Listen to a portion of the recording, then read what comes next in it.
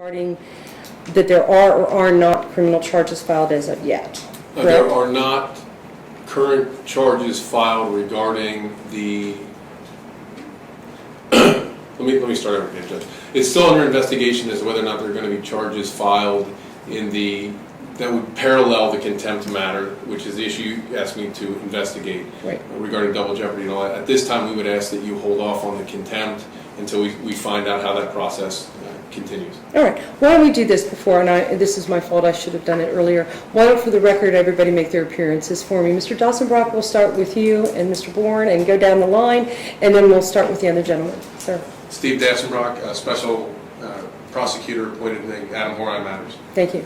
Mr. Your Honor, Ed Bourne on behalf of Adam Horine. Okay.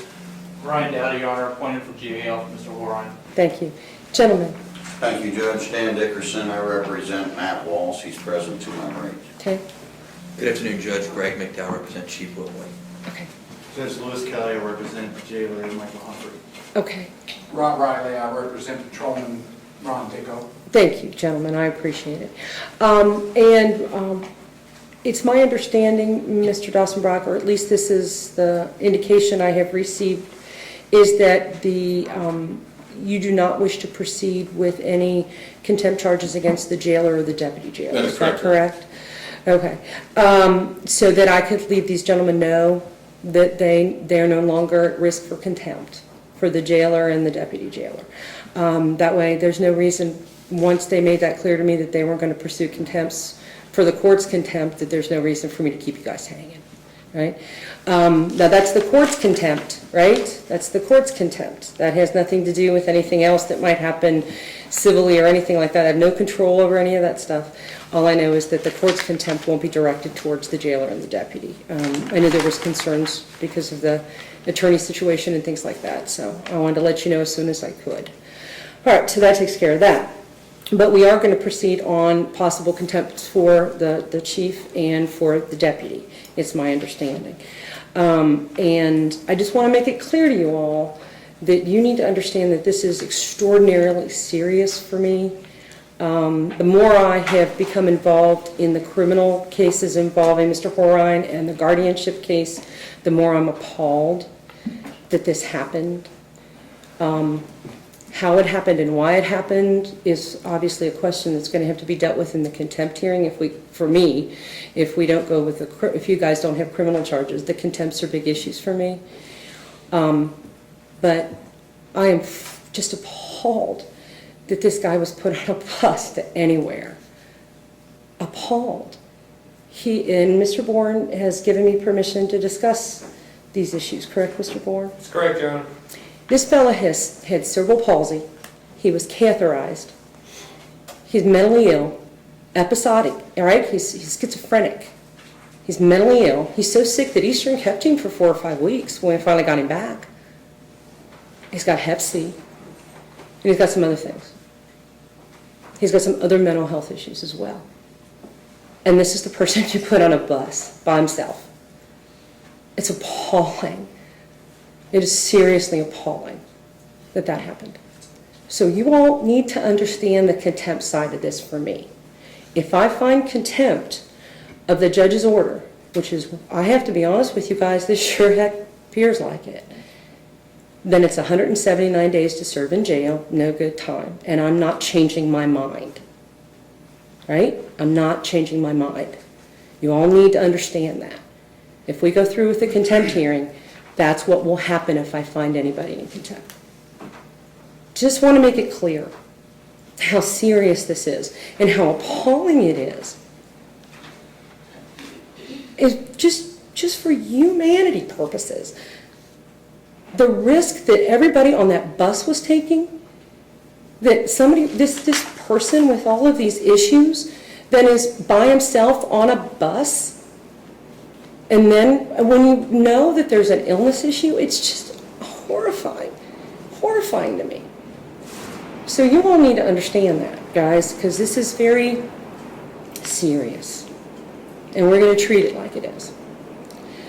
But because the county attorney has indicated that they have yet to decide or proceed fully with the criminal charges, I am going to hold my contempt in a little bit longer before we do anything further with it. Because if there are criminal charges, I'll be honest with you, what I'm going to do if there are criminal charges, my contempt goes in advance until those criminal charges are dealt with. So that's how that's going to work. All right? So, gentlemen, that resolves my contempt issues involving the chief and the deputy, because I'm going to continue those. And I do need to continue those probably until August sometime. And I don't have a pen. There's a pen. And I don't know when your next, I'm trying to figure out the availability of the courtroom. Sure, Judge. Circuit court or DOC is normally always on Mondays in a year. Okay. And any days other than Monday, unless there's a scheduled jury trial, it's available. Okay. So any So- Tuesday through Friday. Friday. So Friday afternoon or Wednesday afternoon might be okay? Yes, Judge. Okay. How about maybe the last, or second to last Wednesday? What's that date? The 19th of August? The 19th of August. Would you all be able to make the 19th of August? Your Honor, that's when the prosecutor's conference is. Oh, okay. Then you wouldn't be able to make the 19th of August. The next one? No, after. The 26th of August. Can y'all make the 26th of August? What time, Judge? Well, I would make it at 3. I've got court in the morning, so I have to get down here. So August the 26th, did you say? At 3 o'clock then, if everybody's okay to do that. Then on the contempt issue, we're going to continue that till 8/26 for pretrial, and go from there on that one. Gentlemen, do you have anything we need to talk about from your side? Judge, nothing, but Matt Walls, Mike Humphrey will not need to be present. Correct. They are no longer under any issue with the court. Judge, I have a housekeeping issue, Certainly. and then I have a substantive issue. Okay. I prefer to take the housekeeping first, if that's okay. Sure. The last time we were here, you made several statements from the bench about who needed to do what and how they needed to do it. Right. My memory is that you told the assistant county attorney to turn that into a court order. I quit writing when you said that. Okay. Okay? I never got a court order. So I'm kind of in a complexity as to what you ruled on and how to properly advise my client of what to do when all we have are things you said from the bench and nobody returned that into an order. I thought I signed an order that said that. It was submitted to your office, and I believe it was signed yesterday. Yeah. It was never distributed to me, Judge. Okay. So I would very much like to have a court order to know what it is that I'm supposed to tell my client. Okay. This one? Steve, we can put on the service list. I think this one. It's drawn about preservation. There it is. There it is. It's this one. It's in the file.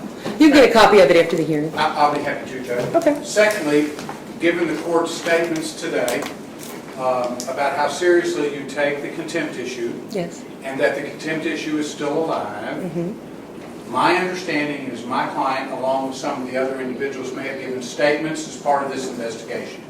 I would like, as a matter of due process, to be provided with the statements that my client made. I have a motion to tender for the court. I didn't know who all was going to be here today, so all I did was notice the people that I remember were here last time, which is Mr. McDowell, and I thought the county attorney was of a different name, so I wrote the other name on there. That's quite But fine. it's just a motion for you to require them to give me the statements my client has made up till today, since I was not present when any of those statements were made and was unable to assist my client in in how to comply with the directives he was given regarding the statements. Certainly.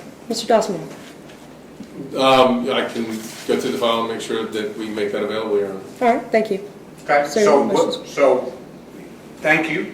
When would I expect those? Mr. Dawson. Your Honor, I just received the motion. If We can I defer on this until I read the motion and see everything that they're asking for? Right, that's fine. Why don't you do this? Why don't you, since we're just being handed the motion now, why don't you pursue the, preview, and I should say read the order, and if you want to make a responsive pleading to that motion, you can do that, or you can simply say that you can respond by turning over the information. Yes, Your Honor. I mean, anything that would be obviously discoverable, we would have no problem doing, but I would like to see what they're all asking for and see. And then you can also talk to counsel. Yes, Well, I would think you would want to discuss it with counsel and verify what specifically you're looking for. Sure. So I should address my comments to you, because again, I wrote down, I didn't get the order, so I don't know who I'm talking to. Right. So I wrote down a different name last time. No, that's all right. Cameron Blau is the lead attorney on this case, so you did address it correctly. I think Mr. Dawson-Brock is co-chairing for the purposes of the county attorney's office. So I should contact you when regarding the statements? Next week would be fine, probably. Thank you so much. Thank you, Judge. Those are the only two matters I had. Anything else, Mr. McDowell? Judge, I'll work with Mr. Dassenbrock as well, obtain those information we want from the court's file, comments file. Thank you. Gentlemen, the only other thing I need to tell you all is city officials and your attorneys, you all need to understand this, because this might impact your clients as well. If for any reason I need to put Mr. Horine in custody because of certain behavioral issues that can't be addressed with the mental health system, you all know this, mental health system's broken. Right? We all know that. We all know it's broken. I think everybody knows it's broken. Everybody I've talked to for the last 4 hours knows it's broken. We need some place for folks to go that have certain types of disorders that aren't able to be treated medically, but need other types of impulse control therapy and some other things to help them proceed with their lives and not hurt other people. But we don't have that. And in this case, if Mr. Horine is released from any facilities and released to the community, I'm concerned about the community's safety and his safety, truly his safety. And I will be forced, because there's no other place for me to go, literally no other place for me to send somebody that's mentally ill but a jail. That's what Eastern told me to do, that they wouldn't keep him. They acknowledged mental illness, but said my choice was a jail. I find that horrific, but that's what I've got. So if I'm forced to do that because there's no place for this kid to go, what's going to happen is that I'm going to house him in the Campbell County Jail. I am not housing him down here with you all. And no offense, gentlemen, but I'm not comfortable doing that while all this mess is going on. Now, what that means for Carroll County is that the Campbell County Jail has kindly agreed to honor my request to house him if that comes up. I'm hoping it doesn't, but if it actually happens, they've agreed to do it. Y'all need to understand what that means. What that means is if Campbell County takes a prisoner that rightfully belongs to Carroll, and because I am so concerned about his safety and the safety of others, and I can't have him here in Carroll because of what happened, then what happens is he's housed in Campbell County, and all expenses incurred by the Campbell County Jail will be forwarded every 2 weeks to the Carroll County Fiscal Court. Your Honor, if I may? Mm-hmm. I was under the impression that a determination hadn't been made yet as to where he was going to be. There isn't. I'm saying if. Yeah. I just have to put them on notice. Yes, Your That Honor. if that happens. No, there's no determination made. I said I'm not sure what's happening with him yet. I'm just letting y'all know that if I have to do that, if I have to resort to that, into a jail, he's going to Campbell County. We all know jails don't have to take anybody they don't want to take. So they've agreed to take him. Any expenses incurred, medical expenses, the day-to-day per diems, any of that stuff is going to wind up being charged to the Carroll County Fiscal Court. Just so you know. All right? Those are serious issues for me. Sure. Okay?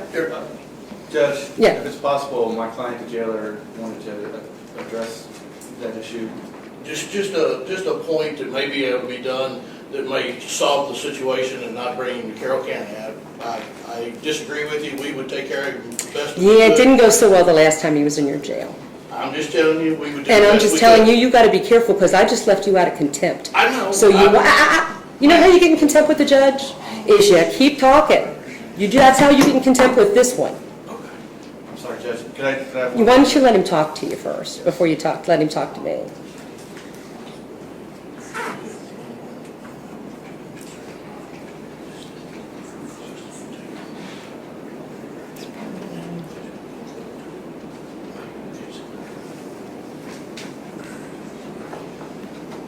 Judge, Yes. as county attorney for Carroll Oh, County. there you are. I will advise my fiscal court man of your orders, and they will gratefully comply with anything that you order me. Okay. So thank you, ma'am. Thank you. I appreciate that. Okay. Yes. And Mr. Humphrey, just want to make the court be aware that his understanding that the Department of Corrections may have facilities to handle mental health patients, whatever. And if you'd like any of that information, we'd be happy. How about I tell you I've already gone there? Okay. I've already talked to them. You know the deal? They won't take him unless he's charged with a felony. So here's our system. This is our broken system. That kid can't get the assistance from the Department of Corrections until he's charged with a felony. Right? Until he's charged with that kind of felony that we're going to house him on. He has to be housed on that felony, and he's not.